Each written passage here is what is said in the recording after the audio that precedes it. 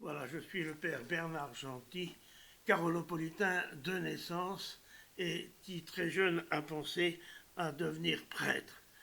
J'ai été effectivement en 1942 en classe de 6e au petit séminaire, j'avais 11 ans. Aussitôt après avoir fait ma profession de foi, communion solennelle à l'époque, dans l'église qu'on appelle Sarmy, mais qui à l'époque était Notre-Dame, tout près de la place du Cal à Charleville. C'est ma famille surtout qui m'a donné ce souci de la vocation. Je suis d'ailleurs un cousin de l'abbé Jacques Pierson. Et dans toute la famille Pierson, il était très fervent vis-à-vis de l'Église et très attaché au culte. J'ai beaucoup participé comme enfant de chœur à la paroisse Sarmy, même à la messe du matin, à 7h30 avant de partir à l'école. Et pendant la guerre, on avait au pied des sabots en bois parce qu'on ne pouvait pas avoir d'autres chaussures. À la suite de ce petit séminaire que je vous fais passer jusqu'à la 6e, jusqu'à terminale, et je suis rentré après au grand séminaire et ordonné prêtre en 1956, au mois d'avril, à cause de la guerre d'Algérie, car on était diacre et on a prévu d'être ordonné au mois de juin, mais voilà que les rappels des réservistes se sont fait entendre et il fallait être prêt. Les supérieurs ont préféré que nous soyons prêtres plutôt que de partir comme diacres. On aurait pu servir comme aumônier militaire dans l'armée. Fort heureusement, les rappels se sont arrêtés à notre classe et je ne suis pas parti en Algérie, tout comme mes autres confrères. Nous étions 6 à la même ordination du mois d'avril 1956. Mon parcours ensuite comme prêtre a été uniquement dans le diocèse de Reims. J'ai été d'abord vicaire à Rethel, un Rethel qui était encore en construction puisque les 3/4 de la ville, et même plus que les 3/4, avaient été détruits à la guerre. Et j'ai assisté à la reconstruction de l'église Saint-Nicolas et à sa réouverture. L'église Sarmy a été réouverte seulement beaucoup après. J'ai dû donc apprendre aux enfants du catéchisme ce qu'était une église. Ils ne le savaient pas, parce qu'à cette époque-là, on ne pouvait pas sortir non plus. Beaucoup ne voyageaient pas comme on peut le faire à l'heure d'aujourd'hui. Prêtre à Saint-Nicolas de Rethel pendant 14 ans. J'ai été aussi aumônier du lycée Sorbon, qui était le seul lycée à l'époque, avec le père de Yann Hiro comme proviseur. Ensuite, après ce long séjour à Rethel, j'y ai développé le souci des colonies de vacances. Il y avait attaché à la paroisse de Rethel une colonie de vacances qui se déroulait à la Plaine-sur-Mer. J'ai dû en assumer la direction et continuer ainsi le travail de mon prédécesseur, l'abbé Remy. Je suis mis dans les colonies de vacances et puis, au bout de 4 ans, on nous a fait savoir qu'on ne voulait plus nous louer à la Plaine-sur-Mer, il a fallu aller ailleurs. Nous sommes partis à Ploumillot et allant de l'avant, on a acheté un immeuble avec l'argent de la paroisse pour faire une colonie de vacances que j'ai accompagnée, dirigée et spirituellement et matériellement jusqu'en 1970. En 1970, j'ai été nommé curé de Bogny-sur-Meuse, résident dans le quartier de Braux. Et j'y suis resté pendant 7 ans. Passé de Rethel à une petite ville avec tendance rurale, avec aussi des usines cependant, et arrivé à Bogny-sur-Meuse, c'était quand même un changement assez important. Et j'ai participé à la mission ouvrière dans la vallée de la Meuse. J'y suis resté pendant 7 ans. Me voilà ensuite parachuté à Reims, à la basilique Sainte-Clotilde, où je suis resté pendant 15 ans. J'étais, il faut le dire, soutenu et accompagné par ma vieille maman qui assurait la permanence au presbytère à cette époque et qui, bien sûr, soutenait son fils prêtre, avec l'accord d'ailleurs de mes frères et sœurs, puisque nous sommes 4 dans la famille. À la paroisse Sainte-Clotilde, j'ai continué les colonies de vacances en allant à la Cité des Jeunes Ardennais à Saint-Pierre-Quiberon. C'était une immense colonie de vacances qui regroupait jusqu'à plus de 600 enfants, les premières années où j'y suis allé, à la demande d'ailleurs du père Gourguillon qui y était, et les médecins lui avaient conseillé d'arrêter de s'occuper de colonies de vacances et surtout d'aller au bord de la mer pour sa santé, ça lui était mauvais. Il m'a demandé d'être aumônier de cette cité des Jeunes Ardennais. C'était tout un sport. Au début, c'était uniquement les garçons au mois de juillet et les filles au mois d'août. Puis après, on s'est lancé avec les écoles dans la mixité. Et chaque dimanche, les prêtres assuraient une présence sacerdotale, une messe ou un temps de réflexion et de prière, une animation pour les plus petits. Cette colonie de vacances regroupait 500 enfants, on a été limité par le ministère de la Jeunesse et des Sports, 500 enfants qui logeaient pratiquement tous sous tente, sauf les plus petits. Ils avaient un bâtiment très simple et très rustique dans lequel ils pouvaient être quand même plus à l'abri que sous une toile de tente.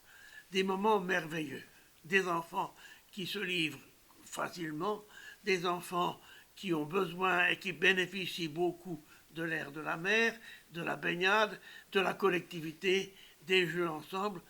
Très certainement, la plupart s'en souviennent, il y avait une ambiance extraordinaire dans cette colonie de vacances. On passait quelquefois des repas à chanter pendant presque tout le repas, et à peine le temps de manger. Pendant 15 ans, j'ai accompagné cette colonie. 18 ans. 18 ans, j'ai accompagné cette colonie de vacances. Et quand je me sentais devenir le grand-père de tous ces enfants, j'ai demandé à être relevé de cette fonction d'aumônier de cette cité des Jeunes Ardennais, mais personne n'a pu reprendre le manche, et ce sont uniquement des gens du monde enseignant qui l'animaient et qui la dirigeaient. Il faut dire aussi qu'à cette colonie de vacances où il y avait une soixantaine de moniteurs, j'ai rencontré aussi beaucoup d'enseignants et je demeure en lien avec ces enseignants qui maintenant sont à l'âge de la retraite. On a fait des discussions, des réflexions, des échanges, des moments vraiment très heureux ensemble et je dois dire que ça m'a beaucoup plu de pouvoir discuter avec ce monde enseignant qui était celui des PEGC surtout, et avec lesquels on pouvait vraiment discuter et devenir de véritables amis. Prêtre diocésain, c'est bien sûr le service d'un territoire, d'un pays dans lequel je suis profondément enraciné, né dans les Ardennes et mes grands-parents y étaient nés.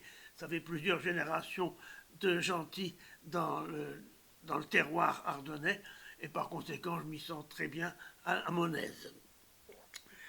Les spécificités d'une spiritualité sacerdotale, c'est surtout le contact avec les gens, les rencontres, pour les baptêmes, pour le catéchisme, pour la préparation des mariages, pour les équipes d'action catholique, les jeunes ouvriers à Bogny-sur-Meuse par exemple, pour ensuite les rencontres familiales. À l'occasion du catéchisme, on va bien sûr voir les parents à chaque instant.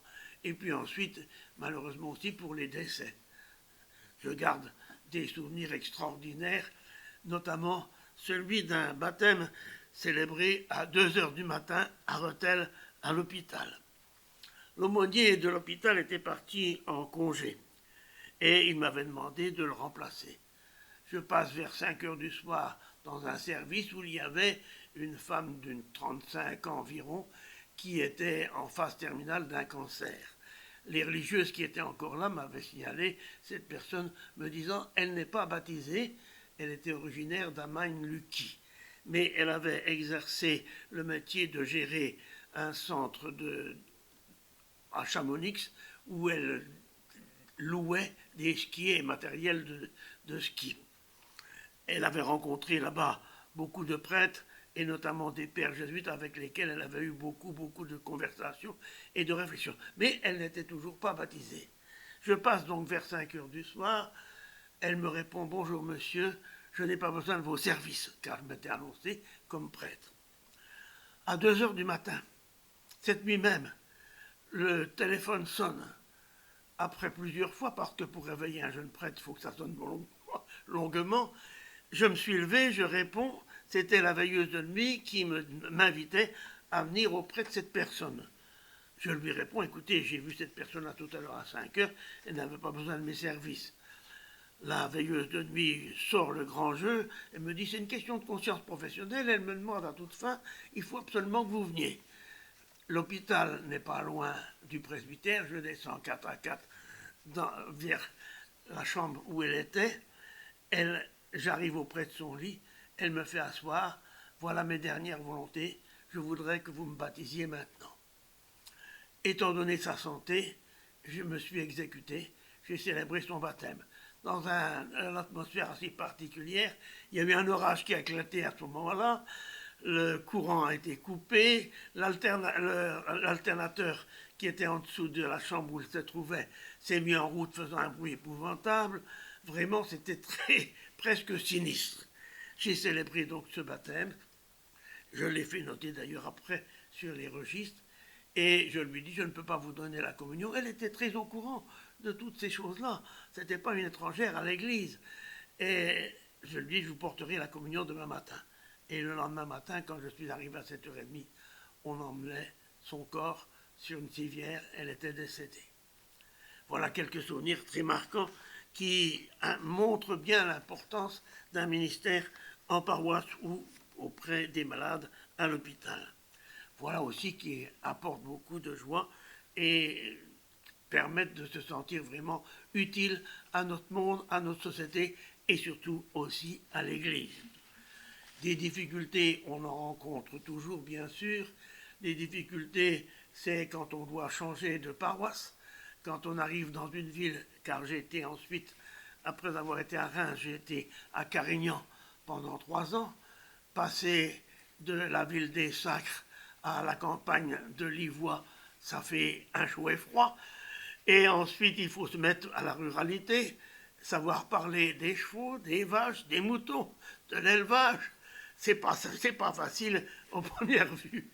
Et puis ensuite, je ne suis resté que 3 ans à Carignan. Et comme l'abbé Génin, qui était curé de Sedan, est tombé malade, l'archevêque d'alors, Monseigneur Balland, m'a demandé d'aller à Sedan pour prendre en charge la paroisse de Sedan, alors cette fois la petite ville de Sedan, où je suis resté 9 ans jusqu'en 2004. À Sedan, je ne vais pas trop vous détailler, paroisse assez importante, avec de nombreuses églises et des villages aussi à desservir tout autour, beaucoup de mouvements, beaucoup de services. J'ai rencontré beaucoup de chrétiens extrêmement formés, les mouvements d'action catholique différents, l'Action catholique des femmes, la CI, les mouvements des chrétiens retraités, mouvement chrétien des retraités, et puis les ingénieurs, mouvement des cadres chrétiens, MCC. Voilà quelques affaires que j'ai pu vivre, et j'ai quitté donc en 2004 la paroisse de Sedan pour venir à Charleville pendant 2 ans donner un coup de main au curé de Saint-Rémy qui était le père Marguet, qui vient de parler avant moi. Et puis ensuite, je suis toujours à Charleville, rendant des services, mais en retraite actuellement. J'ai à ce jour 83 ans plus que passé, dans quelques jours 84. Et puis ensuite, à Charleville, je rends encore pas mal de services. L'Action catholique des femmes, mouvement chrétien des retraités, une équipe d'ACI, sans compter encore les messes dominicales, baptêmes, plus rarement des mariages et quelquefois aussi des enterrements quand ce sont des personnes de ma connaissance. À Charleville, j'ai décidé de prendre 3 jours par semaine à la campagne dans une maison qui me vient de ma famille où je puis me reposer et avoir aussi un temps de liberté et d'épanouissement personnel, avec aussi pas mal de temps pour la lecture et des journaux et des revues. Et Dieu sait que je reçois beaucoup de revues, même un peu trop, je ne peux pas tous les lire. Voilà, ces quelques mots pour situer un peu tout cet épanouissement, et je ne crois n'avoir jamais regretté d'être prêtre au service du diocèse de Reims. Merci.